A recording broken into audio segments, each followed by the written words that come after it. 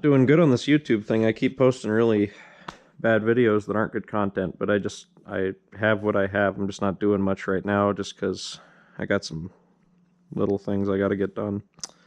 And I'm getting progress on them. I should be back to normal soon, but womp womp, such is life.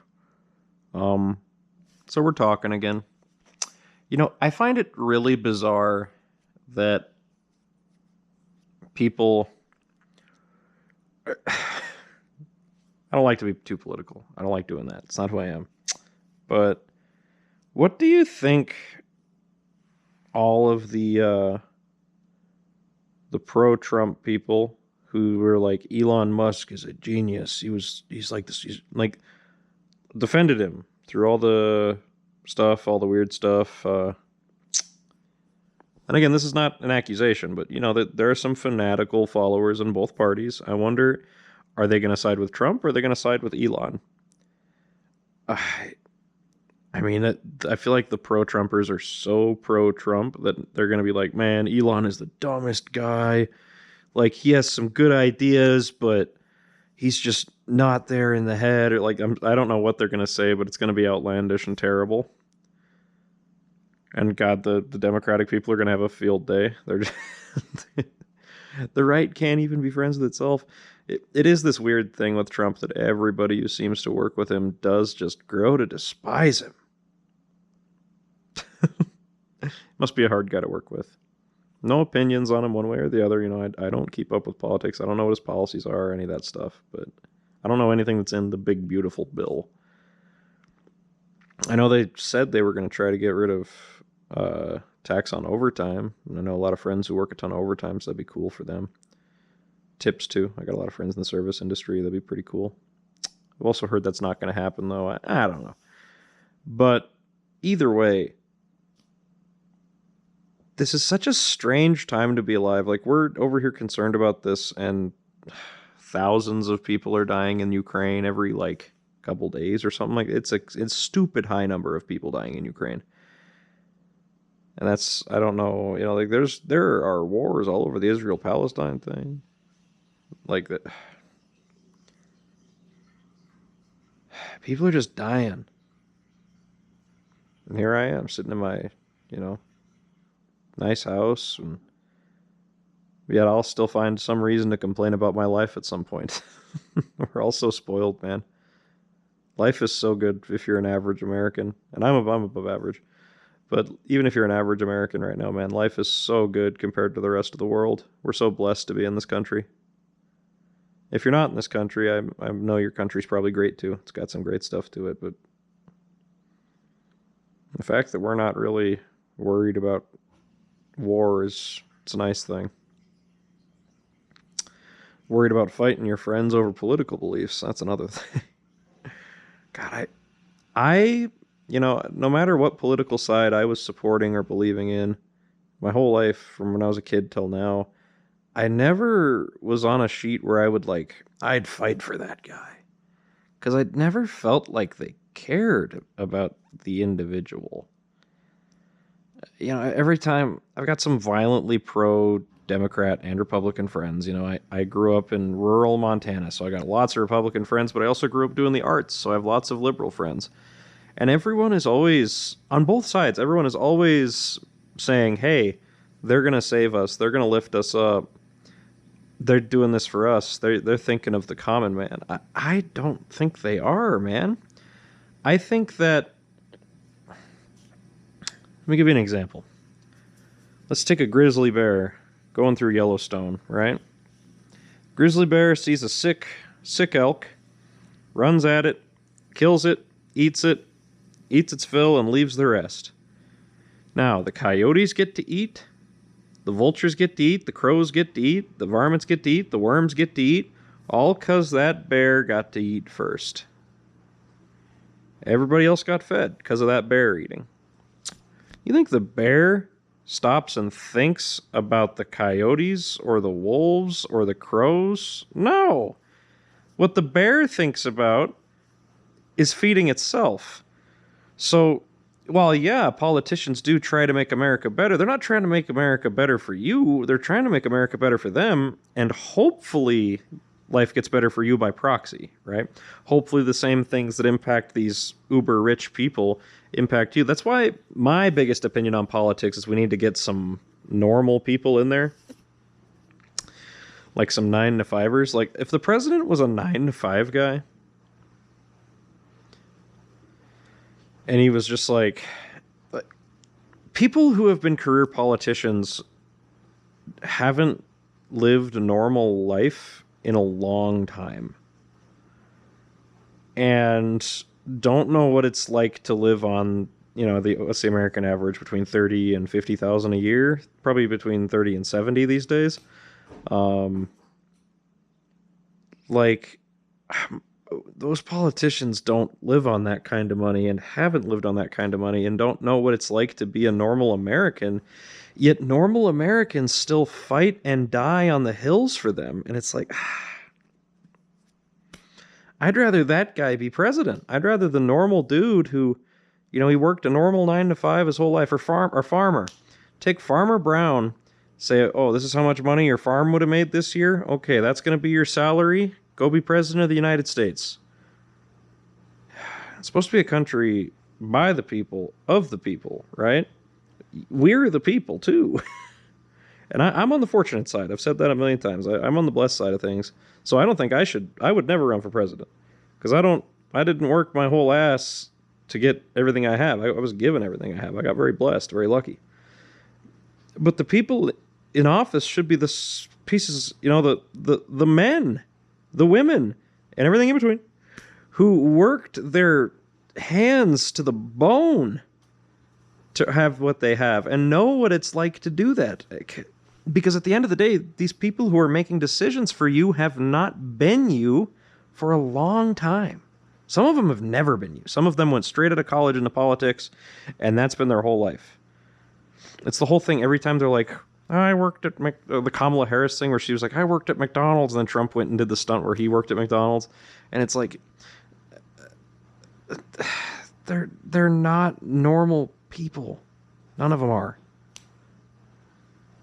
You're a normal person, whoever's listening to this, and I'm sure you'd be a great person to be in charge. And yeah, we'd get some bad people in charge from time to time. That shit happens. But at the end of the day, even if we had some bad people in charge, who cares? We'd still get stuff done. And maybe they would put people in power who were normal people like us too. So if one of us sucked, then the rest could pick up the slack. You'll never catch me dying on a hill for a politician unless it's a common man type thing. But I don't know if a common man can win politics these days. I think lobbying is just too crazy. So much money goes into winning campaigns. And I'm not the most educated on American politics that there is. There are people much more educated than me. But I think I read a statistic once. It was like, since 2000 of the Senate races, 98% of the winners, or it was a 90 number, percent of the winners were the ones that received the most funding. Fun fact, Coke and Pepsi can sponsor a Democrat and a Republican. I don't know, I'm getting too political.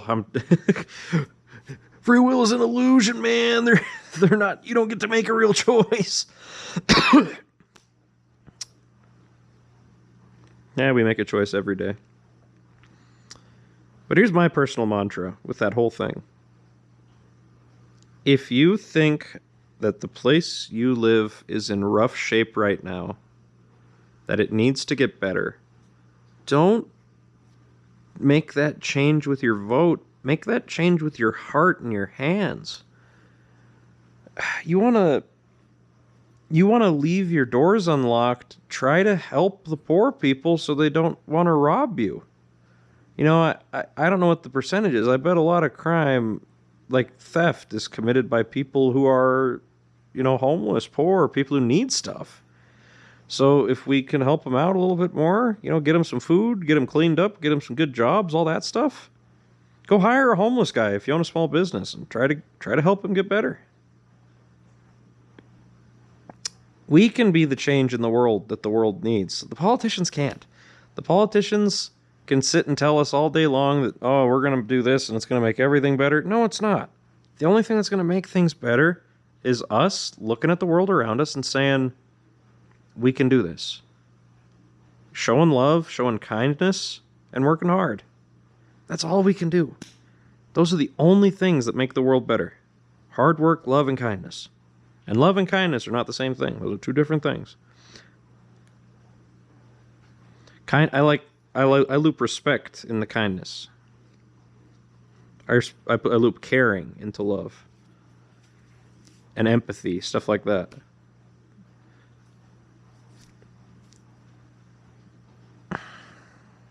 You know, my grandma and I argue all the time about greatest generation. And my grandma's like, we were the greatest generation. And I'm like, Grandma, you were a great generation, but you had some pretty bad flaws. And she's like, what do you mean by that? And I say, Grandma, you guys didn't let black people drink from the same water fountains for a long time. And she's like, well, yeah, it wasn't very good. But the older generation always talks about how much better things were when they were kids, and how the new generation and the politicians have destroyed it all, ruined all they worked for, all that good stuff. If we want what they claimed that they have, we gotta go build it. I have the same thought on prayer. I have no problem with whatever God you believe in, and praying and hoping and doing all of those things. But if you believe in some all-powerful, all-knowing deity who literally created everything, then how do you know that they didn't set in motion you to go help that guy? Right? Like, God 50 years ago made your parents have sex. You came out because he knew on May 2nd at noon you would be at this park bench and give that homeless guy $20, and he'd go buy himself a meal, and he wouldn't kill himself that day, and then he would have the kid who would cure cancer. Right? Like, you don't know that it can't be that complex.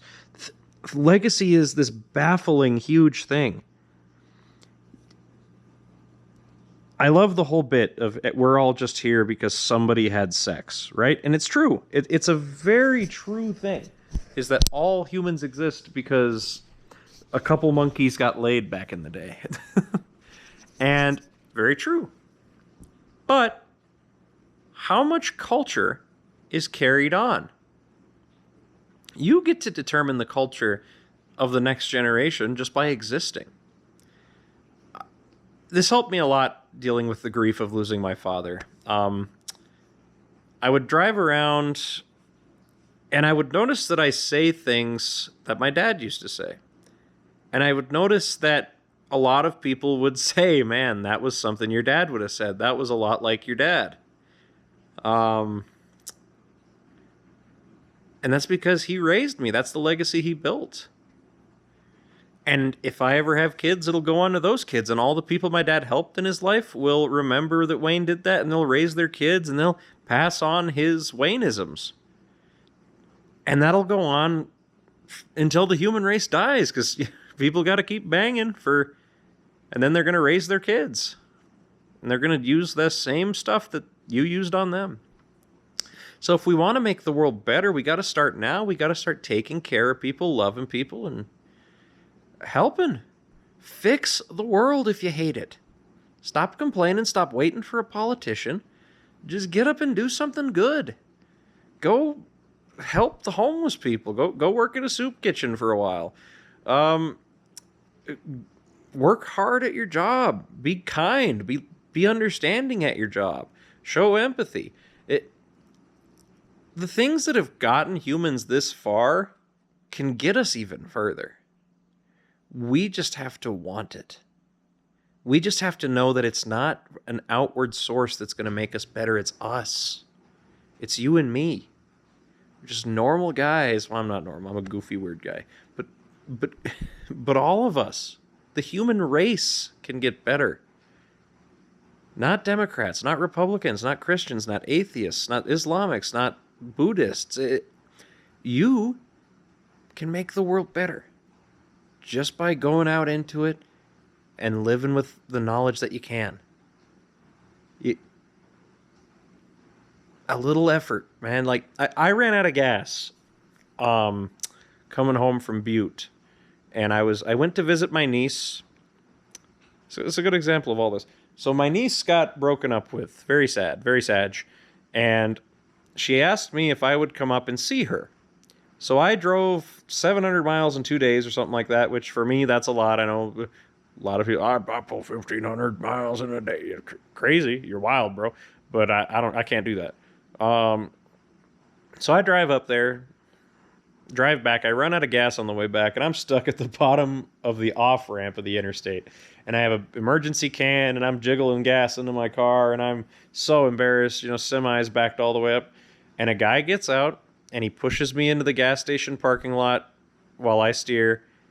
And it's stuff like that. That guy made the world a better place that day. He made me like people more, trust people more. I every time I see a car stuck in, I live in Montana. There's always cars in the ice or stuck in snow drifts, that kind of thing. I will always stop to try and pull them out. I'll always push them out because that's the kind of thing that people complain about. People complain, nobody wants to help each other these days. Nobody wants to talk to each other these days. So go help someone and talk to them. I'm getting too preachy and too ranty, but all right, guys, I'm going to call it for the night. Thank you for sharing your evening with me, and have a wonderful night, guys. Ba-da-ba-ba-da-ba.